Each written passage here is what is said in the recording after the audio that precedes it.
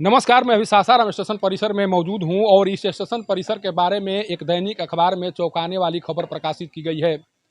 उस खबर के अनुसार इस स्टेशन परिसर और जिस रेलखंड पर यह स्टेशन अवस्थित है उसका उसका उपयोग मानव तस्करी के लिए किया जा रहा है। और जब से ये खबर सामने आई है उसके बाद से न केवल आरपीएफ बल्कि तमाम जो विभाग हैं जिन पर मानव तस्करी को रोकने की जिम्मेदारी है उनमें हड़कंप मचा हुआ है। जो खबर आ रही है उसके अनुसार डेहरी स्टेशन पर एक बच्ची को पहले आरपीएफ के द्वारा रेस्क्यू किया जाता है। उस रेस्क्यू किए गए बच्ची के द्वारा जो कुछ खुलासा किया गया उसके बाद से ये प्रश्न खड़ा होने लगे हैं कि क्या सासाराम स्टेशन परिसर में सुरक्षा व्यवस्था पुख्ता है, क्या यहाँ पर यात्री सुरक्षित हैं या इस स्टेशन परिसर में सब कुछ ठीक ठाक है। कुछ इस तरह के प्रश्न हैं जिस प्रश्नों को समझना और जानना जरूरी है। जो बच्ची रेस्क्यू की गई उसके द्वारा बताया गया कि करीब दीक्षा भूमि से सोमवार को दीक्षा भूमि एक्सप्रेस से 59 बच्चियों को जो ठेकेदार हैं या जो मानव तस्कर हैं उनके द्वारा ले जाया जा रहा था दीक्षा भूमि से। जैसे ही उस बच्ची के बयान के बारे में मानव तस्करों को पता चला उसके बाद जो भी मानव तस्कर थे जो बच्चियों को लेकर जा रहे थे वो आधे बच्चियों को यहीं से उतार कर उनको सुरक्षित स्थान पर लेकर चले गए, जबकि कुछ बच्चियों को मुगलसराय स्टेशन से उतारा गया। सोचिए कि मानव तस्कर किस तरह से बच्चियों को यहाँ से सुरक्षित उतार कर लेकर चले गए। अगर यहाँ पर सुरक्षा व्यवस्था पुख्ता होता तो वो मानव तस्कर जिनके द्वारा तस्करी करने की कोशिश की जा रही थी वो पकड़े जाते और एक बहुत बड़ा उद्भेदन होता है उस तस्करी के बारे में। हालांकि जो खबर छपी है उसके अनुसार उन बच्चियों को नागपुर ले जाया जा रहा था धर्म परिवर्तन कराने के लिए, लेकिन अभी ये जांच का विषय है। जिस तरह से इतने बड़े पैमाने पर रोहतास के जो बच्चियां हैं उनको ले जाया जा रहा था, ये बहुत बड़ा मामला है और इस मामले का उद्भेदन इस कारण से नहीं हो सका कारण कि यहाँ पर जो सुरक्षा व्यवस्था थी उसमें चूक हुई और वो तस्कर नहीं पकड़े गए जिनके द्वारा उन बच्चियों को नागपुर ले जाने की कोशिश की जा रही थी। अगर इस खबर पर अगर ये इस खबर में सच्चाई है तो इतना तो मानना ही पड़ेगा कि सासाराम स्टेशन जो स्टेशन परिसर है उसकी सुरक्षा भगवान भरोसे है। और जितने भी यहाँ पर दो एजेंसियां काम करती हैं, एक आरपीएफ और दूसरी एजेंसी जीआरपी है,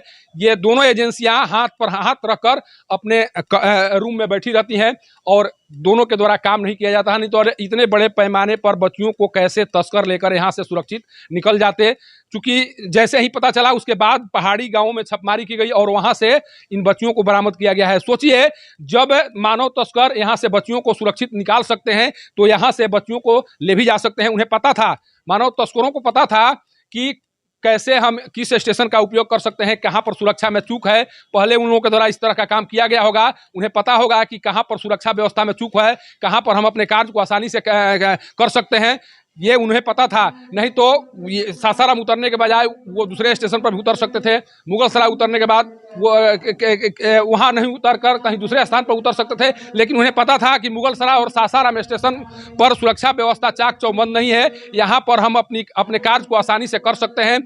जब से ये इस तरह के खबर सामने आए हैं उसके बाद अब तरह तरह के सवाल ये खड़ा हो रहे हैं कि क्या यहाँ के जितने भी यात्री हैं भगवान भरोसे हैं या इस स्टेशन का उपयोग अब मानव तस्करी के लिए किया जाने लगा है या फिर इस स्टेशन परिसर का उपयोग अब शराब, जिसे लगातार यहाँ पर शराब के कारोबार को लेकर भी यहाँ पर सवाल उठते रहे हैं कारण कि यहाँ पर अधिकतर शराब तस्करों के कारनामे दिखाई पड़ते हैं। बड़े पैमाने पर शराब की खेप पकड़ी जाती है और अभी जो पता चला है कि करीब 90 किलो सोना चांदी अभी जब्त करके रखा गया है। नंदन कानल एक्सप्रेस से 90 केजी चांदी लेकर जाने का कोशिश की जा रही थी, लेकर जाने की कोशिश हो रही थी। उसी दरमियान में अभी ये जो भी लेकर जा रहे थे उन्हें डिटेन किया गया है, उन्हें स्टेशन परिसर में रखा गया है और उनसे पूछताछ की जा रही है। वो चांदी भी बरामद की गई है। हालांकि वो चांदी कौन ले जा रहा था, उसके पीछे का उद्देश्य क्या है, वो सही है या गलत है, इसकी अभी जांच हो रही है, पूरी टीम आई है। लेकिन सोचिए कि इस स्टेशन परिसर और जो ये रूट है जो पंडित दीनदयाल उपाध्याय गया रेलखंड है उसका उपयोग किस तरह से हो रहा है, इसके बारे में तस्करों को किस तरह की जानकारी है। तस्करों को ये इस बात की जानकारी नहीं होती कि यहाँ पर सुरक्षा व्यवस्था कमज़ोर है तो कभी भी इस रास्ते का उपयोग वो बच्चियों को सुरक्षित ले जाने के लिए नहीं करते। आराम से सोचिए कि आराम से, क्योंकि देखिए जो ये दीक्षाभूमि एक्सप्रेस है उसका समय यहाँ पर शाम में है और शाम में यहाँ ट्रेन पहुँची है। शाम के वक्त जब यहाँ तस्कर बच्चियों को इस स्टेशन से सुरक्षित निकाल कर ले जा सकते हैं तो रात में क्या हो रहा होगा आप इस बात से अंदाजा लगा सकते हैं।